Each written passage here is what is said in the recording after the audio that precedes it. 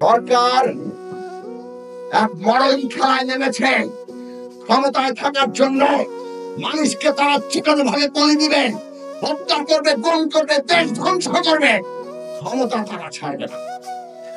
ওই যে ছাত্ররা আজকে নেমেছে কোটা সংস্কারের জন্য আন্দোলন করেছিল 18 সালে, প্রধানমন্ত্রী কোটা বাতিল করেছিলেন। আবার এখন কোটার পরিপত্র, ওই বাতিলের পরিপত্র বাতিল করে দিয়ে কোটা ব্যবস্থা বহাল করছেন। আন্দোলন করছে আবার শিক্ষার্থীরা। ওবায়দুল কাদের সাহেব নেমে পড়েছেন, আওয়ামী লীগের লোকেরা নেমে পড়েছে ছাত্রদের আন্দোলনকে বিভ্রান্ত করার জন্য, মানুষকে বিভ্রান্ত করার জন্য।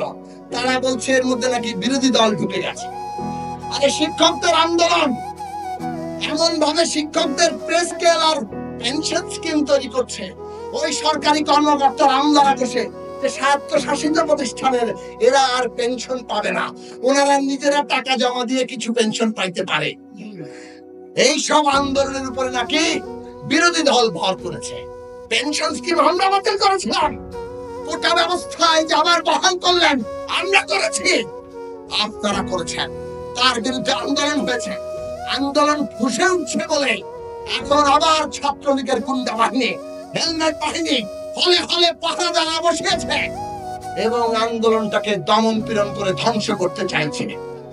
আমরা পরিষ্কার করে বলি, সমস্ত আন্দোলন আমাদের।